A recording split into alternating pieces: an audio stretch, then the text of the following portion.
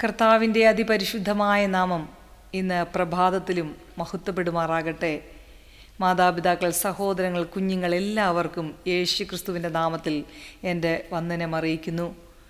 അപ്പോൾ തന്നെ ഇന്ന് നമുക്ക് ദൈവത്തെ പാടി മഹത്വപ്പെടുത്താം.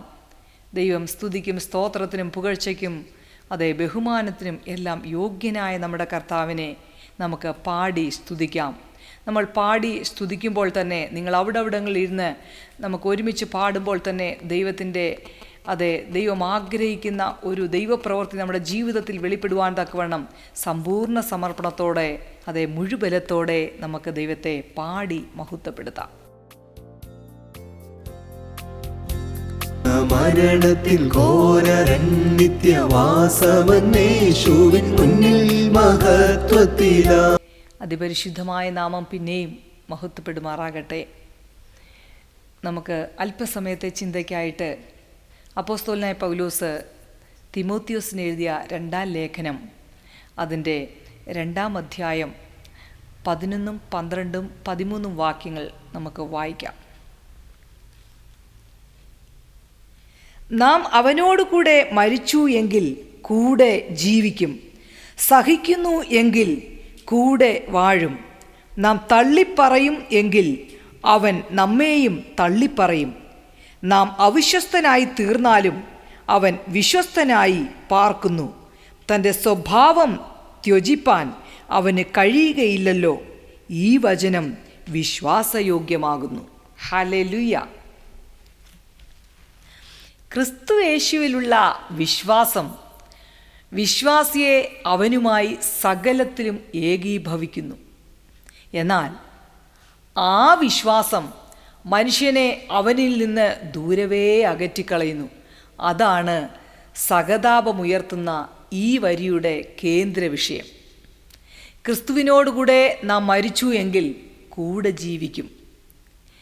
ഏത് വിശ്വാസിയെ സംബന്ധിച്ചും ഇത് സത്യമാണ്. ആത്മീക അർത്ഥത്തിൽ ക്രിസ്തുവിൽ യഥാർത്ഥമായി വിശ്വസിച്ച മാത്രയിൽ തന്നെ നാം അവനോടുകൂടെ മരിച്ചു കഴിഞ്ഞു. അവനോടുകൂടെ അടക്കപ്പെട്ട നാം ഉയർത്തെഴുന്നേൽക്കുകയും ചെയ്തു. ക്രിസ്തു നമ്മുടെ പ്രാതിനിധ്യ പുരുഷനായി നമുക്ക് പകരമായി മരിച്ചു. നമ്മുടെ പാപനിമിത്തം നാം ആയിരുന്നു മരിക്കേണ്ടവർ. എന്നാൽ ക്രിസ്തു നമുക്ക് വേണ്ടി മരിച്ചു.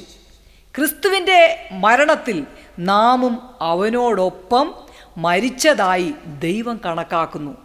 ഇതിൻ്റെ അർത്ഥം നാം അവനോടൊപ്പം സ്വർഗത്തിൽ ജീവിക്കുമെന്നാണ്. പ്രിയ ദൈവ പൈതലേ, മരണത്തിൽ അവനോടൊപ്പം പിന്തുടർന്ന എല്ലാവരും പുനരുത്ഥാനത്തിൽ അവരെ പിന്തുടരും. സഹിക്കുന്നുവെങ്കിൽ കൂടെ വാഴും എന്നുള്ള പ്രമാണവും എല്ലാ വിശുദ്ധന്മാരെ സംബന്ധിച്ചും പരമാർത്ഥമാണ്. എന്നാൽ കർത്താവിനെ തള്ളിപ്പറയുന്നവരെ അവനും തള്ളിപ്പറയും. ക്രിസ്തുവിനെ രക്ഷിതാവായി സ്വീകരിച്ചിട്ടില്ലാത്ത ഒരു വ്യക്തിയെ ഉദ്ദേശിച്ചാണ് ഇത് പറയുന്നത്. അങ്ങനെയുള്ളവരുടെ ധാരണ എത്ര കണ്ട് ഭക്തി നിർഭരമാണെങ്കിൽ പോലും വരുവാനുള്ള ദിവസത്തിൽ അവൻ അവരെ തള്ളിപ്പറയും. മനുഷ്യൻ അവിശ്വസ്തരായി തീർന്നാലും ദൈവം വിശ്വസ്തനായി യോഗ്യമായത് നമുക്ക് നൽകുന്നു. ഹല്ലേലൂയ. എന്നാൽ ഒരു കാര്യം ദൈവമക്കളാകുന്ന നമ്മൾ വളരെ ശ്രദ്ധിക്കേണ്ടതാണ്. അതായത് നമ്മൾ ദൈവത്തിൻ്റെ ഇഷ്ടത്തിന് നിൽക്കുന്നവരും ദൈവത്തിന് പ്രസാദമുള്ളവരും ആയിരിക്കണം. ലൂക്കോസ് എഴുതിയ സുവിശേഷം 22-ാം അധ്യായം 42 ഗത്സമന തോട്ടത്തിൽ വെച്ച് പിതാവായ ദൈവത്തോട് പുത്രനായ യേശുക്രിസ്തു ഇങ്ങനെ പ്രാർത്ഥിച്ചു: പിതാവേ, നിനക്ക് മനസ്സുണ്ടെങ്കിൽ ഈ പാനപാത്രം എങ്കിൽ നിന്ന് നീക്കണമേ. എങ്കിലും എൻ്റെ ഇഷ്ടമല്ല, നിൻ്റെ ഇഷ്ടം തന്നെ ആകട്ടെ എന്ന്. ഇവിടെ ദൈവത്തിൻ്റെ ഇഷ്ടത്തിന് കീഴ്പ്പെടുത്തിയതിലൂടെ സാത്താൻ്റെ മേൽ ജയം പ്രാപിക്കുകയായിരുന്നു. ഹല്ലേലൂയ. മരണത്തെ ഒഴിവാക്കുന്നതിനുള്ള പരീക്ഷയെയാണ് താൻ അതിജീവിച്ചത്. ഇവിടെ യേശു നമുക്ക് ഒരു മാതൃകയാണ് തന്നിരിക്കുന്നത്. നാം സകലത്തിലും നമ്മുടെ ഇഷ്ടമല്ല, ദൈവത്തിൻ്റെ ഇഷ്ടം അന്വേഷിക്കുകയാണത്രേ വേണ്ടത്. യേശുവിൻ്റെ ജീവിതത്തിലും മരണത്തിലും യേശുവിൻ്റെ ഹിതം പിതാവിൻ്റേത് മാത്രമായിരുന്നു. ഇതുപോലെ പിതാവിനെ പുത്രൻ അനുസരിച്ചതുപോലെ നാമും ക്രിസ്തുവിനെ അനുസരിച്ച് ജീവിക്കുന്നുവെങ്കിൽ നമുക്ക് ക്രിസ്തുവിനോടൊപ്പം വാഴുവാൻ കഴിയും. മാത്രമല്ല, നാം അഭിമുഖീകരിക്കുന്ന ഏത് വിഷയങ്ങളുടെ മേലും ദൈവത്താൽ ഒരു മറുപടി ലഭിക്കുകയും ചെയ്യും. അതുകൊണ്ട് ദൈവസന്നിധിയിൽ നമ്മെ സമ്പൂർണമായി സമർപ്പിക്കാം. നമുക്ക് ദൈവകരങ്ങളിൽ നമ്മളെ ഏൽപ്പിച്ചു കൊടുക്കുമ്പോൾ, ഞാൻ ഇത്രയും നേരം നിങ്ങളോട് സംസാരിച്ച കാര്യം, ഹല്ലേലൂയ, കർത്താവായ യേശുക്രിസ്തു ഭൂമിയിൽ വന്ന് അതെ നമുക്ക് പകരമായി മരിച്ച് ഉയർത്തെഴുന്നേറ്റ് പിതാവിൻ്റെ വലതുഭാഗത്ത് നമുക്ക് വേണ്ടി സദാ പക്ഷപാതം ചെയ്യുന്ന ഒരു നല്ല കർത്താവ്, നമ്മൾ ഏത് പ്രതികൂലങ്ങളോ പ്രതിസന്ധികളോ പ്രശ്നങ്ങളോ ആയി അകപ്പെട്ട് നമ്മൾ തകർന്നിരിക്കുമ്പോൾ, ഹല്ലേലൂയ, യഥാർത്ഥത്തിൽ കർത്താവിൽ ജീവിക്കുന്ന ഒരു വ്യക്തിക്ക് കർത്താവിനോട് കൂടെ, ഞാൻ മുമ്പേ പറഞ്ഞതുപോലെ, നമ്മൾ മരിച്ചിട്ട് നമ്മളിൽ കർത്താവ് ജീവിക്കുന്നുവെങ്കിൽ സത്യമായിട്ടും ദൈവത്തിൻ്റെ പരിശുദ്ധാത്മാവിൻ്റെ സാന്നിധ്യം നമ്മളെ കൊണ്ടു നടന്ന് ആ പരിശുദ്ധാത്മാവിൻ്റെ ഇഷ്ടത്തിനാണോ, ആ കർത്താവിന് പ്രസാദകരമായ ജീവിതമാണോ നമ്മൾ നയിക്കുന്നത്? ഞാൻ മുമ്പേ പറഞ്ഞതുപോലെ, ഞാനോ കുറയണം നീയോ വളരണം, ക്രിസ്തു എന്ന തലയോളം വളരുവാൻ തക്കവണ്ണം നമ്മൾ മരിച്ചിട്ട് ക്രിസ്തു നമ്മുടെ അകത്ത് വസിച്ച് ക്രിസ്തുവിൻ്റെ സ്വഭാവമുള്ളവരായി തീരുമ്പോൾ നമ്മളെ കാണുന്നവർ യേശുവിനെ കാണുവാൻ കഴിയും. നമ്മൾ അങ്ങോട്ട് നടന്നു പോകുമ്പോൾ പറയും, താണ്ട് യേശു പോകുന്നു എന്ന് പറഞ്ഞാൽ നമ്മൾ യേശു എന്നല്ല, നമ്മളിൽ വ്യാപരിക്കുന്ന പരിശുദ്ധാത്മാവിൻ്റെ അത്യന്ത ശക്തിയും നമ്മുടെ സ്വഭാവവും കാണുമ്പോൾ അവർക്ക് യേശു ക്രിസ്തുവിനെ കാണുവാൻ കഴിയും. കർത്താവായ യേശു ക്രിസ്തു ഡയറക്റ്റായിട്ട് ഇപ്പോൾ നമ്മുടെ കൂടെ ഉണ്ടോ? ഇല്ല. നമ്മളെന്ന കർത്താവിൻ്റെ പ്രതിപുരുഷന്മാരാണ് നമ്മൾ, അല്ലേ? കർത്താവിൻ്റെ മണവാട്ടിയാണ് നമ്മൾ. അങ്ങനെയാണെങ്കിൽ കർത്താവിൻ്റെ ഇഷ്ടത്തിന് നമ്മൾ ജീവിക്കുമ്പോൾ, കർത്താവിൻ്റെ സ്വഭാവം നമ്മുടെ അകത്ത് വസിക്കുമ്പോൾ നിശ്ചയമായിട്ടും മറ്റുള്ളവർ യേശു ക്രിസ്തുവിനെ കാണുവാൻ കഴിയും. ഞാൻ പറഞ്ഞത്, നീ രക്ഷിക്കപ്പെട്ടോ, നീ സ്നാനപ്പെട്ടോ, അല്ലെ നീ സ്വർഗത്തിൽ പോകത്തില്ല എന്നല്ല. അത് സത്യമാണ്, അത് കർത്താവിൻ്റെ ഒരു പ്രമാണമാണ്. രക്ഷിക്കപ്പെടണം, സ്നാനപ്പെടണം, അതൊക്കെ കറക്റ്റാണ്. പക്ഷേ രക്ഷിക്കപ്പെട്ടിട്ടും സ്നാനപ്പെട്ടിട്ടും മാത്രം അങ്ങ് ജീവിച്ചാൽ മതിയോ? അല്ല. കർത്താവിനോട് കൂടി നമ്മൾ വളരണം, നമ്മൾ കുറയണം, കർത്താവ് നമ്മുടെ അകത്ത് വളരണം. രക്ഷിക്കപ്പെട്ട ഒരു ദൈവ ദിനം പ്രതി രൂപാന്തരപ്പെട്ടുകൊണ്ടിരിക്കണം. ഹല്ലേലൂയ. നമ്മളെ ത്യജിക്കണം, നമ്മളെ ഇല്ലാതാക്കണം.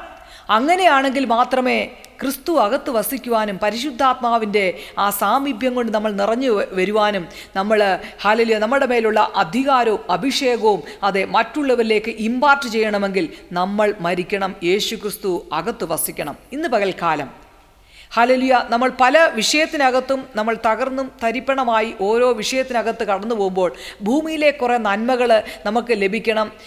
മാതാപിതാക്കൾക്ക് മക്കളുണ്ടാകുന്നു, മക്കൾ വളർന്നു, പിന്നെ അവർ മാതാപിതാക്കളാകുന്നു, പിന്നെ അവരിങ്ങനെ തലമുറയായിട്ട് കടന്നു പോകുമ്പോൾ ഒരു കാര്യം ശ്രദ്ധിക്കണമേ, നമ്മൾ കർത്താവിനെ അനുസരിച്ച് ജീവിക്കുന്ന ഒരു തലമുറയിൽ വാർത്തെടുക്കപ്പെട്ട അടുത്ത തലമുറയിൽ ഇങ്ങനെ തലമുറയായിട്ട് പോകുമ്പോൾ അവർ കർത്താവിൽ ജീവിക്കുകയാണെങ്കിൽ ഒരു കൂട്ടം പേർ നിത്യതയിൽ എത്തപ്പെടുവാൻ ഇടയാകും. എന്നാൽ ഹല്ലേലൂയ, സ്വന്തം ഇഷ്ടത്തിന് ജീവിച്ചിട്ട് ഹല്ലേലൂയ, ഞാൻ എപ്പോഴും പറയുന്ന ഒരു കാര്യമുണ്ട്, ഉപ്പ് തിന്നാൽ വെള്ളം കുടിക്കേണ്ടി വരും.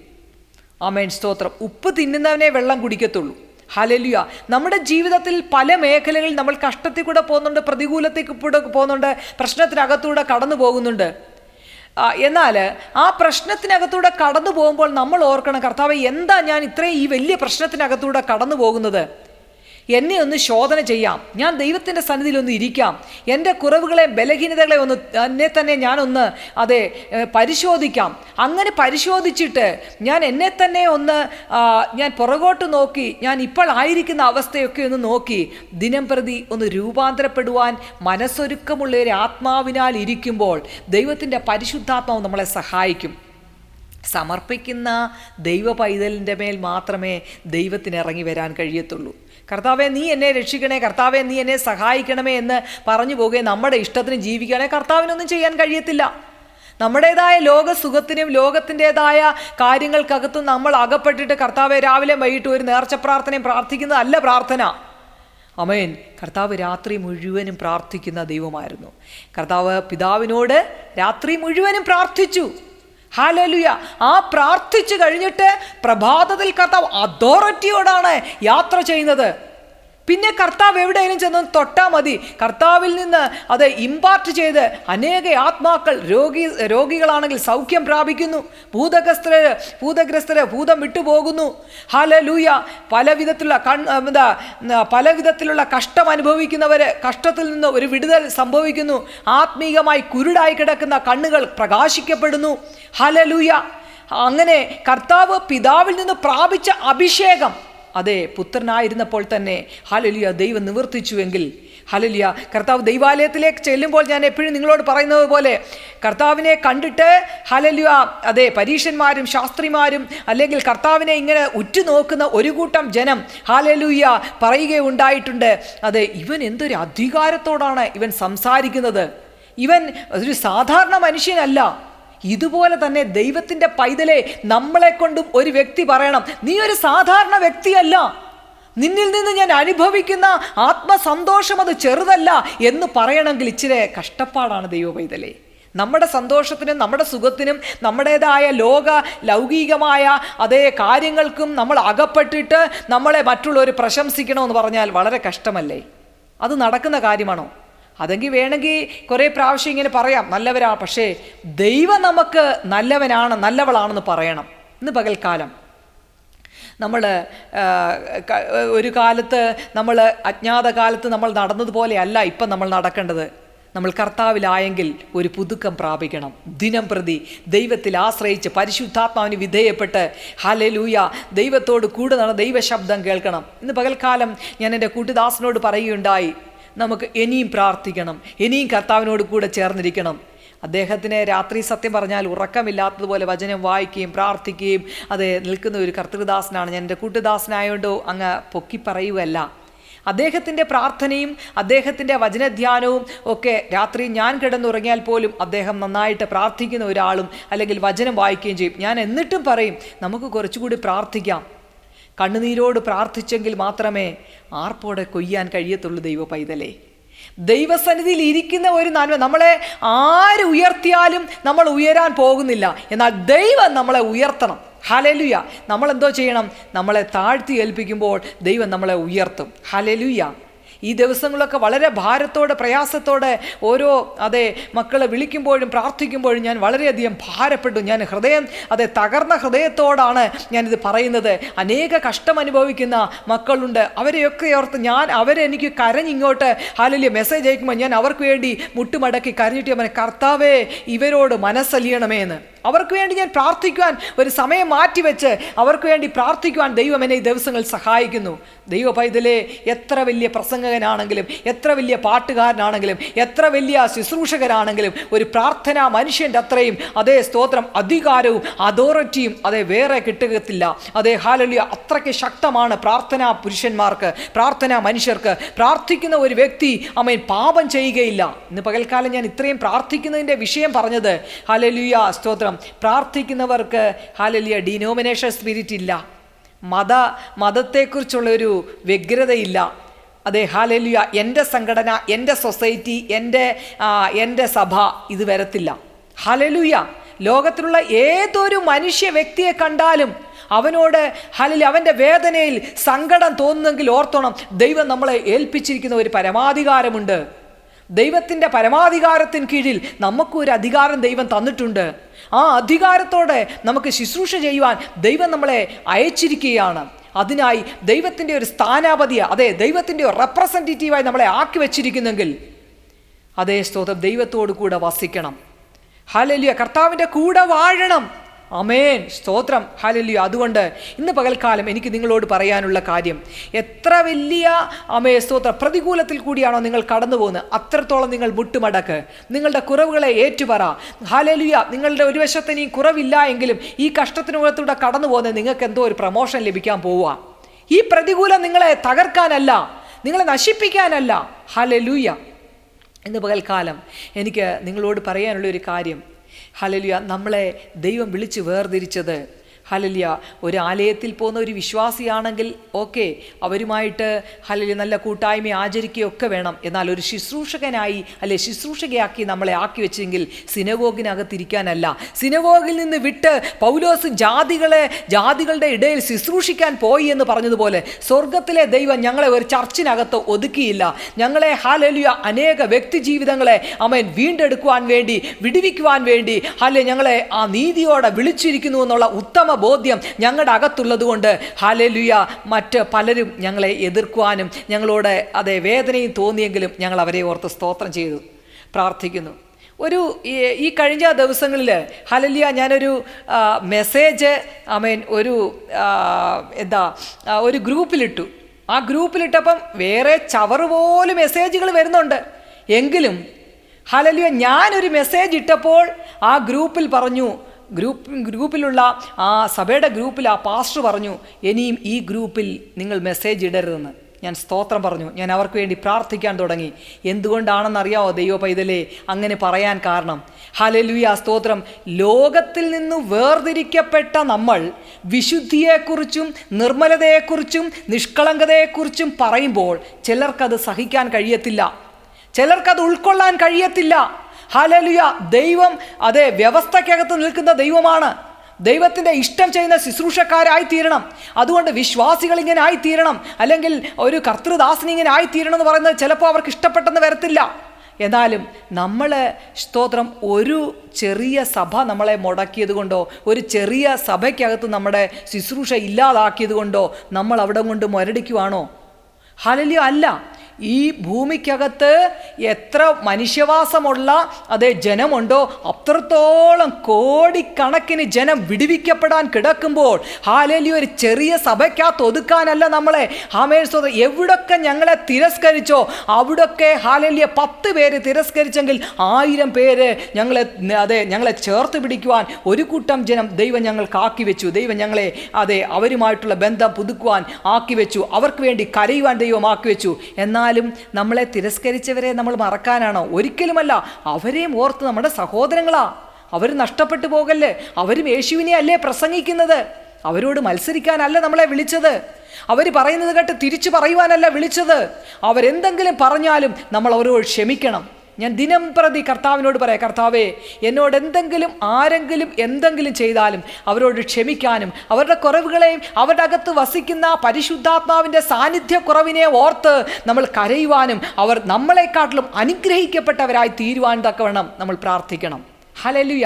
ഒരു 500 പേരുള്ള അല്ലെ 300 പേരുള്ള 200 പേരുള്ള 10 പേരുള്ള ഒരു സഭയ്ക്കകത്തോ ഉള്ള ഒരു ശുശ്രൂഷയല്ല ഞങ്ങളുടെ ശുശ്രൂഷ. ഹല്ലേലൂയ. അതെ സ്തോത്രം. കർത്താവിനെ പിതാവ് ഏൽപ്പിച്ച ഒരു ശുശ്രൂഷയുണ്ട്, യെശയ്യാവ് 42:6. ഹല്ലേലൂയ. ആ ശുശ്രൂഷയാണ് നിങ്ങൾ വായിച്ചു നോക്കുക. യെശയ്യാവ് 42:6 നിങ്ങൾ വായിച്ചു നോക്കുക. ആ ശുശ്രൂഷയാണ് ഞങ്ങളുടെ മേൽ ഏൽപ്പിച്ചിരിക്കുന്നത്. അതുകൊണ്ട് ഈ ദിവസങ്ങളിൽ ഒരു സഭയ്ക്കകത്ത് സ്തോത്രം ഇത്ര പേരെ സ്നാനപ്പെടുന്നുള്ളെങ്കിൽ നമ്മൾ ജാതികളിൽ നിന്ന് ഒരു കൂട്ടം പേരെ സ്നാനപ്പെടുത്തുവാൻ സ്വർഗം ഞങ്ങളെ സഹായിക്കുന്നു, അവരെ രക്ഷിക്കപ്പെടുത്തുവാൻ സഹായിക്കുന്നു. അവിടെ അടയാളങ്ങളും അത്ഭുതങ്ങളും നടക്കുന്നു. ഇന്ന് പകൽക്കാലം ഒരു RCCയിലേക്ക് പോയ ഒരു വ്യക്തി, ഹല്ലേലൂയ, ക്യാൻസറിൻ്റെ വൈറസുമായ ഒരു വ്യക്തി പ്രാർത്ഥിച്ചയച്ചു. റിസൾട്ട് വരുമ്പോൾ ദൈവം സൗഖ്യമാക്കിയിരിക്കും, നീ വിഷമിക്കേണ്ട, ധൈര്യമായിട്ട് പോയിട്ട് വരാൻ പറഞ്ഞു. ഉച്ചയായപ്പോൾ റിസൾട്ട് വന്നു, ദൈവം സൗഖ്യമാക്കിയവരെ. ഹല്ലേലൂയ. അത് ദൈവത്തിൻ്റെ ഇഷ്ടമാണ്. നമ്മളെ അധികാരത്തോടെ ആക്കി വെച്ചിരിക്കുന്നെങ്കിൽ, അഭിഷേകത്തോടെ ആക്കി വെച്ചിരിക്കുന്നെങ്കിൽ ആ ക്യാൻസർ രോഗി സൗഖ്യമായി. ദൈവം ആ ദൈവ പൈതലിനെ വിടുവിക്കുവാൻ ഇടയാക്കി. അവരുടെ വിശ്വാസവും നമ്മുടെ പ്രാർത്ഥനയും കൂടി ചേരുമ്പോൾ സ്വർഗം അവിടെ അടങ്ങിയിരിക്കത്തില്ല. എന്നാൽ കുറേ അടയാളങ്ങളും അത്ഭുതങ്ങളും സൗഖ്യങ്ങളും നടന്നുകൊണ്ട് നിത്യതയിൽ എത്തപ്പെടുമോ? ഒരിക്കലുമില്ല. അത് ദൈവം വേണ്ടിയെടുത്ത് കൊടുത്തോളും. കുറേ ഭൗതിക നന്മ തന്നതുകൊണ്ട് ഇവിടം വിട്ട് നമുക്ക് പോകണ്ടേ? 70 വർഷം അല്ലെ 80 വർഷം, അത് കഴിഞ്ഞ് നമുക്ക് നിത്യമായ കോടാനുകോടി വർഷം സന്തോഷമുണ്ട്, സമാധാനമായിട്ട് ജീവിക്കാൻ ഒരിടമുണ്ട്. അതുകൊണ്ട് ഇവിടം കൊണ്ട് തീരുന്ന ഇവിടുത്തെ സുഖസന്തോഷങ്ങളിൽ അകത്ത് ആണ്ടുകിടന്ന് മയങ്ങിക്കിടക്കുവാനല്ല നമ്മളെ വിളിച്ചത്. ഇവിടെ കഷ്ടമുണ്ട്, പ്രതികൂലമുണ്ട്, പ്രശ്നമുണ്ട്, പ്രതിസന്ധിയുണ്ട്. എന്നാൽ അതിനെ കണ്ട് പകച്ചു നിൽപ്പാനല്ല. ആ പ്രശ്നങ്ങളും ഞാൻ എപ്പോഴും നിങ്ങളോട് പറയുന്നത് പോലെ ഒരു മല പോലെ കിടക്കുന്ന പ്രശ്നത്തിൻ്റെ അപ്പുറത്ത് യേശു ക്രിസ്തു ആമേൻ നിൽക്കുന്നു. ആ ദൈവത്തെ കാണുവാനുള്ള കണ്ണ് നമുക്കുണ്ടാകണം. നമ്മുടെ പ്രതിസന്ധികളെ ചവിട്ടിക്കടക്കുവാനുള്ള അധികാരവും അഭിഷേകവും ദൈവം നമുക്ക് തന്നു. ദിനം പ്രതി രൂപാന്തരപ്പെടുക, ദിനം പ്രതി പ്രാർത്ഥിക്കുക. ഇന്നലെ വരെ ഞാൻ ചെയ്ത കുറവുകൾ, ബലഹീനതകൾ, പാപങ്ങളൊക്കെ ഉണ്ട്. എന്നാൽ അതെൻ്റെ അപ്പയോട് ഏറ്റു പറയുമ്പോൾ എൻ്റെ കർത്താവ് ക്ഷമിക്കുവാൻ അതെ സർവശക്തനാണ്. ഹല്ലേലൂയ. അതെ, ഞാൻ ഇന്നലെ ചെയ്ത കുറവുകളെ, ബലഹീനതയെ നോക്കി വീക്ഷിച്ചെന്നെ നിൽക്കുന്ന ഒരു വ്യക്തി, ഇവളെന്ത് പ്രസംഗിക്കാനാ, അല്ലെങ്കിൽ ഇവൻ എന്ത് പ്രസംഗിക്കാൻ എന്ന് പറയുമ്പോൾ ഈ കുറ്റം പറഞ്ഞുകൊണ്ട് നടക്കുന്ന വ്യക്തികളുണ്ടല്ലോ, അവര് എങ്ങനായിത്തീരുവൻ ദൈവത്തിനെ അറിയത്തുള്ളൂ. പക്ഷേ ഏറ്റു പറഞ്ഞ് ഉപേക്ഷിച്ച് ദൈവകൃപയിൽ ആശ്രയിച്ച ദൈവ പൈതലാണോ നീ? നിന്നെ സദാ കുറ്റം പറയും, നീ ഇന്നലെ അങ്ങനെ ആയിരുന്നു, മിനിഞ്ഞാന്ന് അങ്ങനെ ആയിരുന്നു എന്ന് നിന്നെക്കുറിച്ച് ആക്ഷേപം പറയുന്നവരെ ഓർത്ത് ദൈവമേ അവരുടെ കുറവുകളെ അവരോട് കണക്കിടല്ലേ എന്ന് നമുക്ക് കരയാം, പ്രാർത്ഥിക്കാം. പക്ഷേ നമ്മൾ സ്വയത്തോടും മനുഷ്യനോടും ദൈവത്തോടും കുറ്റമറ്റ മനസാക്ഷിയോടാണോ പ്രസംഗിക്കുന്നത്?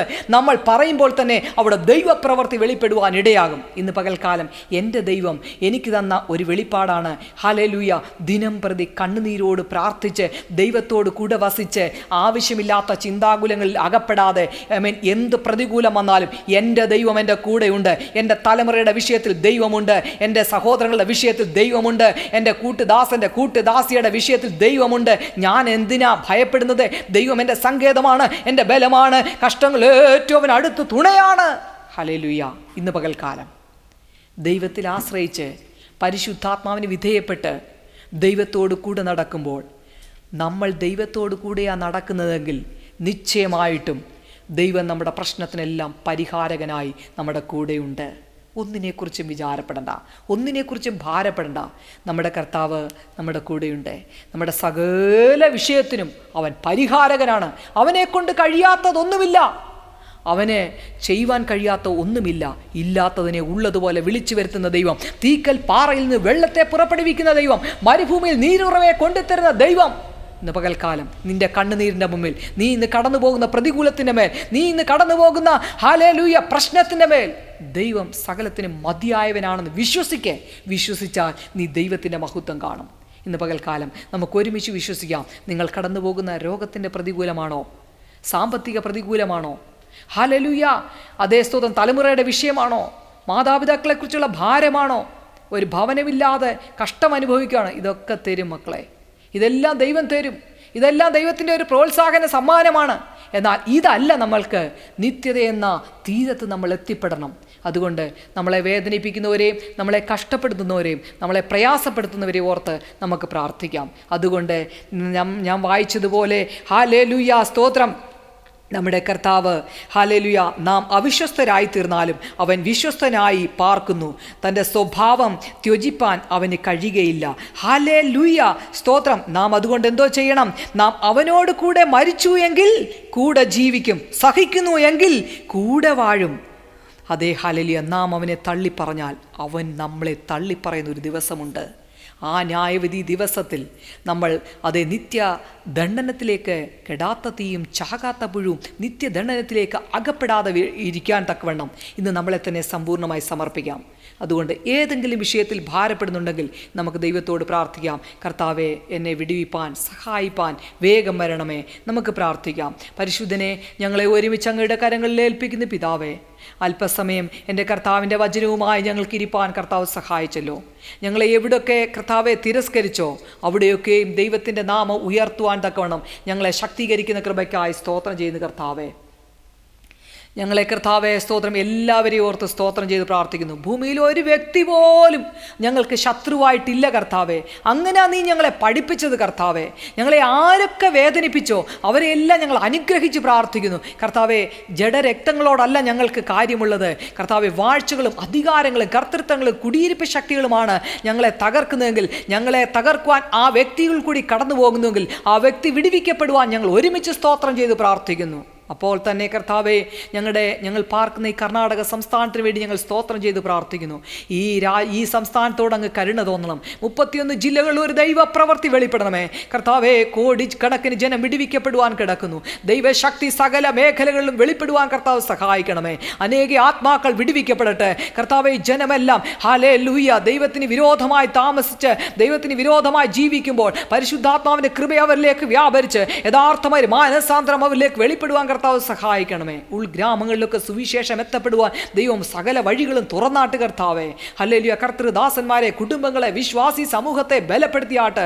തണുത്തുറഞ്ഞ വിശ്വാസത്തിൽ നിന്നും സ്വസ്നേഹികളും വമ്പ് പറയുന്നവരുമായി തീരാതെ കർത്താവേ സ്തോത്രം, മറ്റുള്ളവരിൽ നിന്ന് വ്യത്യസ്തമായി വിശുദ്ധിയോടെ, നിർമ്മലതയോടെ, നിഷ്കളങ്കതയോടെ ജീവിക്കാമെന്ന് കർത്താവിൽ അടിയുറച്ച് ഇറങ്ങിത്തിരിച്ച ഒരു കൂട്ടം ജനം പിന്മാറ്റ അവസ്ഥയിലേക്ക് പോകാതെ ഹല്ലേലൂയ ദൈവത്തിന്റെ സ്നേഹത്തിന്റെ ആഴം അവരിൽ കൂടി വെളിപ്പെടുവാൻ ഒരു ആദിമ നൂറ്റാണ്ടിലെ പോലെ ഈ ദിവസങ്ങളിൽ ഉണർവിന്റെ ശക്തമായ കാറ്റടിച്ച് ജനം മാനസാന്തരപ്പെടുവാൻ ദൈവം സഹായിക്കണമെന്ന് പ്രാർത്ഥിക്കുന്നു. ഹല്ലേലൂയ. എൻ്റെ കർത്താവ് ഇപ്പോൾ വന്നാൽ വളരെ കുറച്ച് മാത്രമേ വിടുവിക്കപ്പെടുകയുള്ളൂ. ദൈവമേ, സകല ജനത്തോടും കരുണ തോന്നണമേ. ദാവീദ് പുത്ര, കരുണ തോന്നണമേ എന്ന് പ്രാർത്ഥിക്കുന്നു.